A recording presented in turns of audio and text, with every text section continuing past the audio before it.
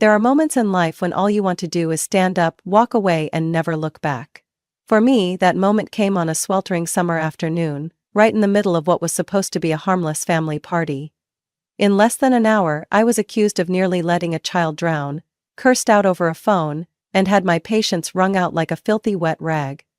I knew my sisters could be unreasonable, but I never imagined they could be this drunk and vicious. And the worst part? It was only the beginning. My name is Ella. I'm 35 years old, living with my husband Nathan, in a small town in Northern California. We don't have kids, we both work in finance, and we enjoy a quiet life. Far from unnecessary noise. That means we rarely get involved in the family gatherings my two older sisters, Becky and Lauren, often organize with help from their loud and tactless husbands. To be honest, I've never been close with Becky and Lauren. They're 6 and 8 years older than me, with 3 and 4 kids respectively. In their eyes, Nathan and I not having children is selfish, against tradition, and weird. And every time we gather, they never miss a chance to flaunt their superiority in terms of being tired, messy, and busy as moms. Last Saturday, my parents hosted an early 4th of July BBQ at their house, a place with a pool located just outside the suburbs of Fresno. Nathan and I initially declined, but my mom called several times, giving all kinds of reasons like, family needs to stick together, and your dad misses you, then turned to pleading with Nathan to bring some good energy. In the end, because he's the soft-hearted one, we agreed. When we arrived, there were at least 4 SUVs parked tightly by the gate, and the sound of screaming children from the backyard echoed like a mini riot. I sighed. Nathan gave my hand a gentle squeeze, as if to remind me, just a few hours, you can do this. In the yard, over 20 people gathered around the grill, the food table, and the pool. Becky and Lauren already had flushed cheeks from alcohol, each holding a cocktail and laughing loudly with their husbands like it was spring break in Cancun. The kids, ages 6 to 12, were running wild like someone had tossed out the safety rules and handed out free sugar from the bakery. My mom was scrambling, trying to grill while also wrangling the grandkids, while my dad, the only one still sober, sat quietly in the hot tub, headphones in, eyes avoiding the chaos. Less than 30 minutes after we arrived, something unexpected happened. 3 kids, 2 of Becky's and 1 of Lauren's, ran toward a guest named Sharon who was standing near the pool. They screamed, "Water gun!" and shoved her straight into the water. Luckily, Sharon was on the steps leading into the pool, so she only got half soaked, but she slipped and almost hit her head on the edge. Sharon's face turned pale. She said nothing, quietly climbed out, grabbed a towel and left the party. I heard my mom mumble, "Oh dear," while Becky laughed, "Just a joke, kids being kids." I was about to say something but Nathan squeezed my hand again, as if to say, "Don't get involved." I nodded. I tried to ignore it and chatted with one of my parents' neighbors, but the next disaster came sooner than expected. Out of the corner of my eye, I saw 3 other kids, 2 10-year-olds and an 8-year-old, eyeing me like they were playing a hunting game. Before I could react, they shouted, "Ella, it's your turn!" and charged at me. I jumped to the side instinctively, and the 3 of them flew straight into the pool like live cannonballs. There was a splash, some screaming, and then an eerie silence. One kid surfaced, clinging to the side of the pool, coughing violently. Another thrashed in the middle of the pool, clearly unable to swim. Nathan immediately jumped in to pull out 2 of them, while my mom saved the 3rd just in time. But instead of thanks or apologies, Becky and Lauren, still drunk, turned on me, yelling, "Ella, are you insane? Why didn't you stop them? You were standing there laughing, weren't you? They almost drowned." I glared at them. "Are you kidding me? I got out of the way." "If I hadn't, I'd be the one falling in. Who's supposed to be watching the kids?" Nathan stepped up. "We're not babysitters. Those kids are yours. You need to take responsibility." But reason couldn't cut through alcohol and bruised egos. A shouting match broke out, with crying kids, my mom yelling over Becky's curses. Finally, when one of the brothers-in-law, so drunk he could barely stand, stumbled over to have a man-to-man talk with Nathan, I made it clear. Word for word. Which is way worse than what I went through with you. We're leaving. If anyone wants to burn with this mess, be my guest. I grabbed Nathan's hand and walked away, leaving behind yelling, tears, and a family party turned summer nightmare. I thought that after the chaos, things would settle down. But no. I underestimated Becky and Lauren's shamelessness. And especially the nerve of their husbands. The next morning, as I was making my first cup of coffee, my phone buzzed non-stop like there was a fire. The first message was from Becky. Ella, the kids recorded that water shoving game yesterday on their iPhone and now it's broken from falling into the pool. I think you should pay for it. I frowned, still half asleep. The next message came from Lauren, even bolder. Each one is an iPhone 14 Pro Max which I just bought last month, nearly $1,200 each. You can't just step aside and let the kids fall into the water and then wash your hands of it, do you understand? It's your responsibility to stop that from happening. I put the phone down on the table, as if it had just exploded in my hands.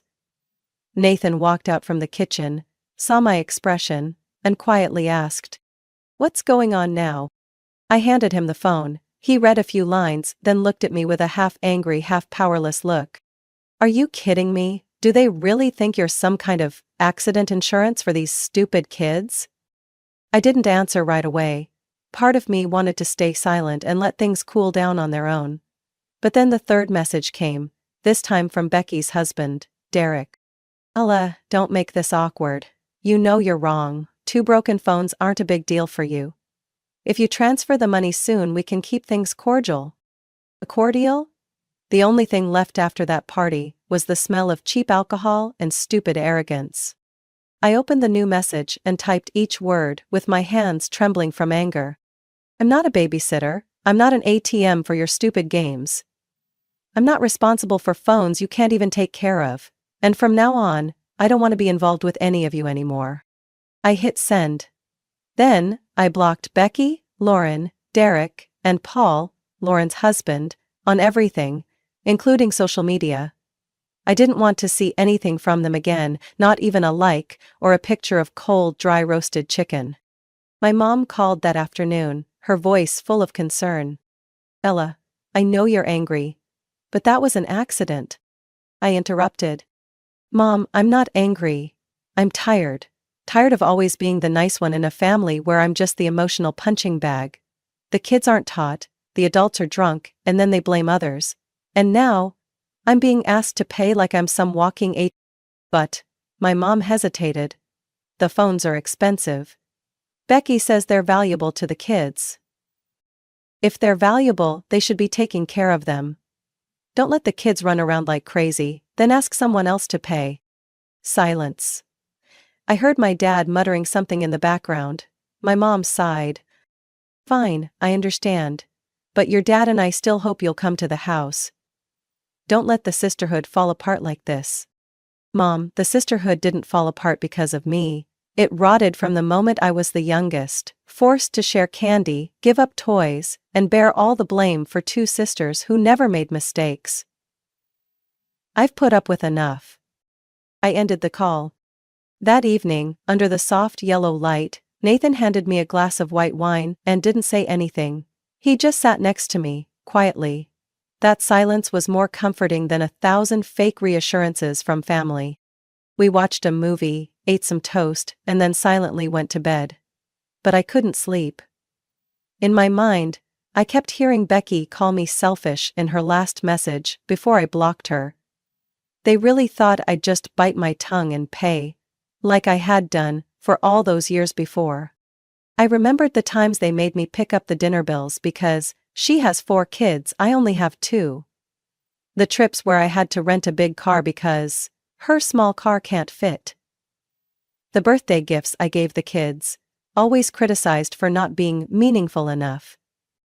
And now, they wanted me to pay for their carelessness again. No. This time, I wasn't backing down. I wasn't paying for the phones. I wouldn't cave in to their shameless demands. And I wasn't going to be, Ella, the easy one, anymore. The next morning, I sent a brief email to my parents. I need some time to myself. Please don't send any messages or call. When I'm ready, I'll reach out. I hit send.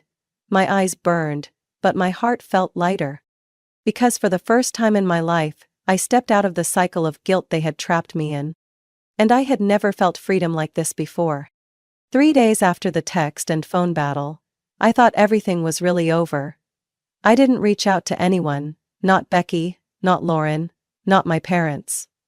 I didn't want to hear another word about reconciliation or family unity. Nathan and I even planned to leave town next weekend, to temporarily escape the mess called family.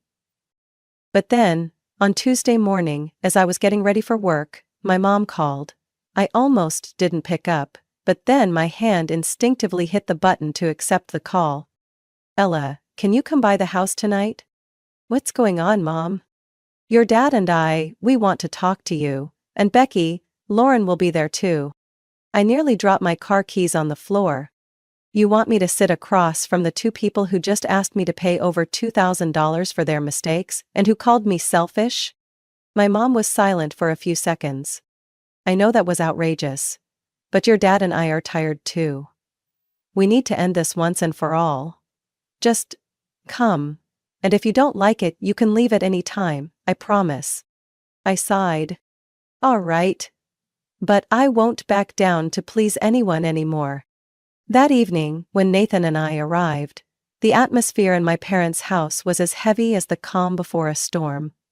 Becky and Lauren were huddled on the couch, their eyes darting around, holding hot cups of tea, like they were clinging to the last bit of their remaining morals. Derek and Paul weren't there. At least this meeting wouldn't be interrupted by their man-to-man talks. My dad stood up, his voice deeper and more tired than usual. Everyone sit down. Today we need to make some things clear. I leaned back in my chair, arms crossed. Nathan sat next to me, silent like a cold rock. Becky, Lauren, my dad looked straight at them, you two crossed the line. Demanding Ella pay for phones because of your kid's dangerous antics? And insulting her on top of that? Unacceptable. Becky started to speak, but my mom raised her hand to stop her. This is not the time for excuses. I read the messages you sent, Ella, and I felt ashamed for you. Lauren lowered her head. Becky still tried to keep a straight face. My dad continued. From now on, your mother and I are setting some new rules. If you want to keep attending family gatherings, you have to show mutual respect. No demands, no emotional manipulation, no using the word family to control others. He turned to me. Ella, you have the right to protect yourself. From now on, no one is allowed at the mountain cabin unless you've given clear permission. I gave a small nod. Inside, a strange feeling stirred. Part relief, part bitter. And, my dad said firmly, if anyone crosses the line, your mom and I will side with the person who was disrespected. Family doesn't mean you get to walk all over each other. Becky threw a sharp look my way and said, so because of a couple of phones, I'm being treated like an outsider? I sat up straight, my voice cold as steel. It's not about the phones. It's about how you've never owned up to anything, never taken responsibility. Well, I'm done. From now on, every favor comes with clear boundaries. Lauren spoke softly. I know this went too far. But Ella, I don't want to lose my sister.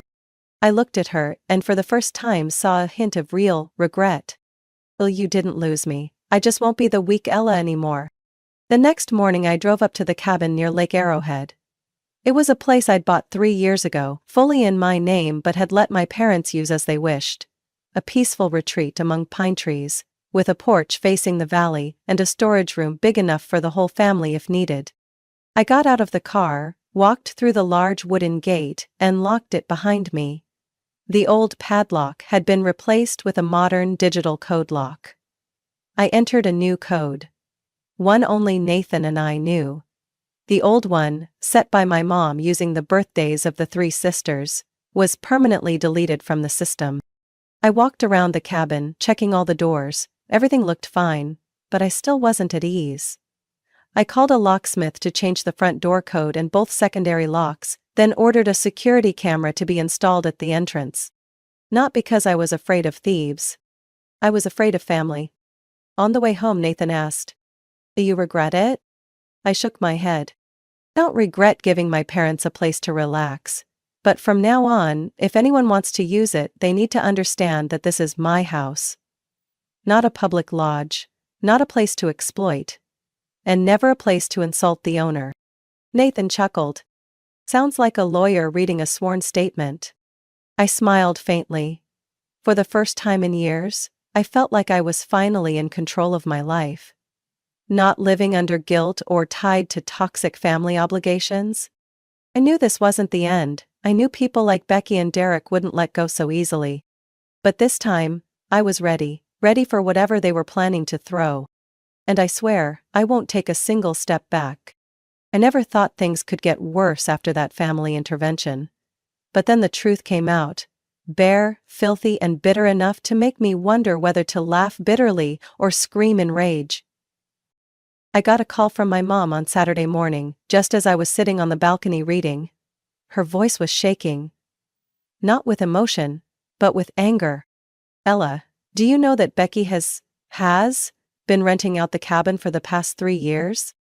I shot up like someone had splashed ice water in my face. "What are you talking about, Mom?" "Your dad just found out yesterday. A neighbor next to the cabin, Mr. Gerald called him, said he sees strangers coming and going every week. He said they mentioned booking through something called Becky's Cozy Cabin on a vacation rental app." "Becky's, what?" "The cabin you bought for us. It's being advertised as Becky's cabin. And there are hundreds of glowing reviews. With photos of everything, inside and out. Even the private spots, only family would know about." I couldn't believe what I was hearing. My whole body felt like someone had poured gasoline on my blood. 3 years. For 3 whole years, while Becky played the role of the sister who gets to use the cabin because we're family, she had secretly turned my property into her personal cash machine. "How long have you known, Mom?" I asked, trying to stay calm.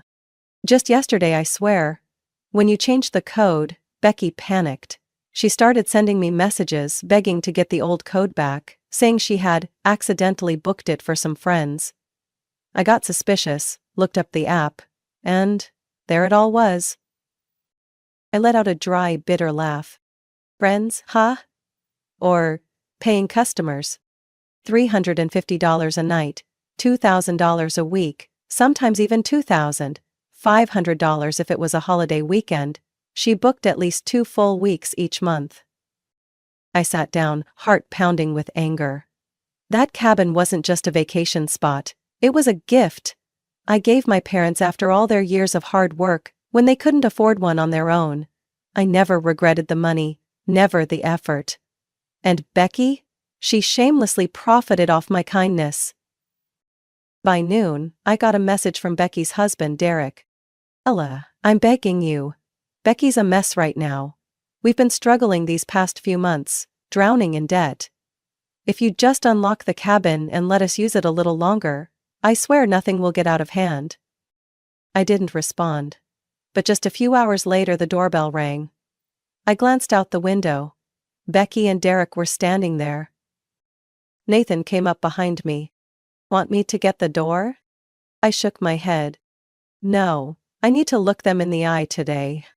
I opened the door. Becky looked completely different. Hair messy, dark circles under her eyes, clutching a stack of printed papers. Cancelled bookings from the rental app. "Ella, please, you have to let me explain." "I don't need to hear anything," I said coldly. "For 3 years you used my property without saying a word, all while playing the righteous big sister, calling me selfish, and even demanding I pay for those kids' phones." Derek cut in. "We didn't mean any harm, it's just we've been in debt." Becky thought since it was a family asset. "Family?" I let out a short laugh. "Don't say that word to me again. I've never been part of the family you all talk about," Becky cried. Tears fell, but they had no effect on me anymore. "But you don't understand. Paul's hours got cut and we still have to pay for the kids' schooling." Yet you still had money to rent a nice house, buy an SUV, go to Disneyland 3 times a year. I saw it all on social media. You're living beyond your means. And then turning to family to bail you out? She went quiet. I continued. Starting today, the cabin is on full lockdown. Only my parents and I have the access code. I've changed every lock, installed cameras, and hired someone to inspect the place weekly. If any of you show up there again, I'll call the police. Derek flinched. You're serious? Dead serious. And if I find out you're still illegally renting it out, I will sue. Every dollar made over the last 3 years. I have the right to demand compensation, plus interest and penalties for property rights violations. Becky choked out. Ella, I'm sorry. Too late. Once trust is broken, no words can fix it. I slammed the door before they could say anything else. That night, I called my parents. My dad was silent for a long time after I told them Becky and Derek had shown up. I'm so disappointed, not just because of what Becky did, but because I believed my kids still had some decency left. My mom's voice trembled. I used to think that love alone could prevent things like this, but now I see love can't be an excuse for someone to walk all over someone else. I held the phone, my hands ice cold. I never wanted the family to fall apart, but if maintaining a relationship meant being used, insulted, and treated like an endless wallet, then maybe it should have fallen apart a long time ago. And I knew one thing for sure. The truth was only just beginning to come out. I thought after Becky came to my house, crying and begging, they would be ashamed enough to back off. But I was wrong. Not just wrong, but foolish to believe that people like them knew when to stop.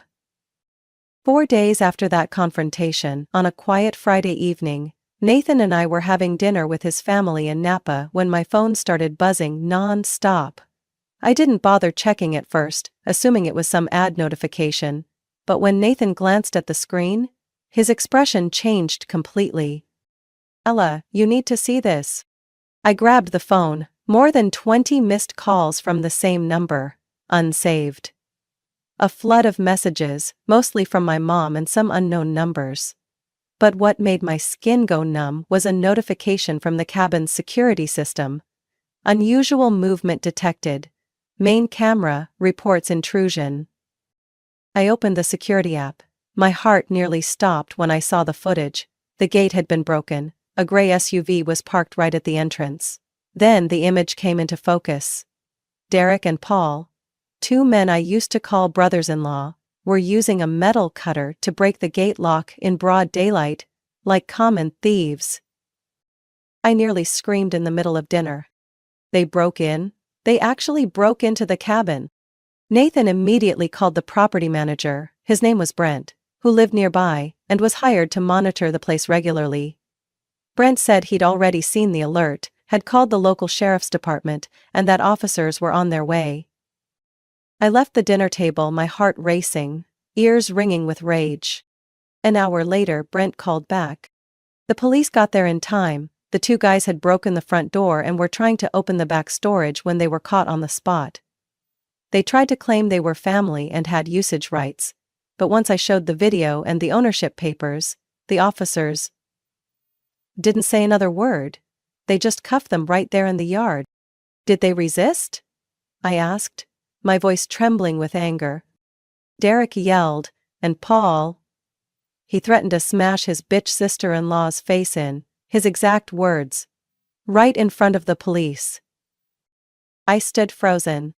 The next day, I went to the police station to confirm the incident and file charges.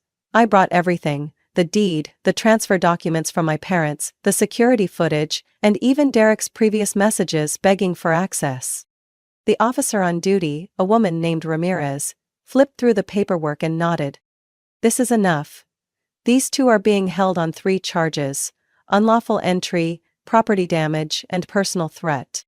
Are they eligible for bail? Yes, but it's the weekend, so processing will be slow. Honestly, they're a mess right now, and their wives don't have the money for bail. We suspect this wasn't the first time they've used that cabin to make money. I stayed quiet. A slow burning fury rolled in my chest. I looked her in the eye. I want to press charges, no compromise, no forgiveness, no withdrawal. Understood. We'll be in touch if more evidence is needed. That night, my mom called, crying. Ella, can't you let this go? They're family. Mom, this wasn't an accident. They brought tools, broke locks, and forced their way into my property like criminals. They threatened to kill me. Do you understand that? But Becky's falling apart and the kids don't know anything. Now their dads are in jail. That's the consequence of their actions. No one forced them to do it. They chose this path. Please don't plead for them. I heard her sobbing on the other end. My dad spoke just one sentence, slowly and heavily. If you forgive them this time, you'll make yourself a victim forever. I sat still by the window, watching the streetlights flicker like they were about to go out. My heart didn't go cold. It was burning. I had had enough. Enough of so-called family love, used like a chain or a club to beat others without shame. They thought I was weak. They thought I'd cave. They forgot I locked that gate not just with a code, but with years of clarity earned through suffering. I swore there would be no room for mercy. I was mentally prepared for a long legal battle. Paperwork, lawyers, courtrooms, and a string of hearings that smelled like gunpowder. But what arrived by express mail to my office on a cold, rainy Wednesday morning left me speechless for nearly a full minute. A white envelope, delivered by priority service, addressed to me. Labeled, "Personal documents, please open privately." Inside was a handwritten letter and a check for $5,000. Signed by Derek and Paul. I collapsed into my chair, reading line by line with cold, shaking hands. The letter was written clearly, without flourish or excuses. And what shocked me most was, it was sincere. Ella, we know we crossed the line. There's no excuse for breaking in, destroying property, and threatening a family member. We lost control. And the price we're paying is fair. This is a partial payment to cover the damages. If more is needed, we will send it. We ask that you consider dropping the charges. Not for forgiveness, but so everyone can return to a normal life. We're willing to sign any terms including no contact, no approach, and complete forfeiture of any access to the cabin. Once again, we are sorry. I didn't know whether to be angry or laugh. My emotions splintered, twisting between relief and disgust. It wasn't until I sat down for dinner with Nathan that I regained a bit of clarity. I think they're afraid of losing their jobs, I said, pushing the letter toward him. Paul has a sensitive security clearance. A criminal charge would cost him everything. Nathan nodded, finished reading the letter, then looked up. They didn't write to you out of remorse. They wrote because they're desperate. I gave a bitter smile. At least this time, they managed to write complete sentences and actually sign their names. The next day, I met with my attorney Ms. Catherine Shaw, who had been following the case closely since I filed the complaint. I handed her the letter and the check. She read it slowly, then let out a long sigh. Honestly, this is a chance to end everything cleanly. If you agree, I'll draft a civil agreement, which will clearly state, no contact in any form. No approaching or entering any of your properties. No claim of usage rights. No future disputes. And if any terms are violated, you have the right to sue immediately, with no prior warning. Can I still keep the money they sent? I asked. My voice low. Of course. That amount is restitution, and if they agree to sign this document, I suggest requesting a final payment. If repair costs exceed $5,000. I nodded, feeling heavy, yet seeing a faint light at the end of the tunnel. 4 days later, another check for $2,500 arrived. This time from the credit union where Paul worked. No one had to tell me. I knew it was Paul who arranged it. Along with the check was a message from their attorney, confirming both Derek and Paul had agreed to sign the civil agreement without modifying any terms.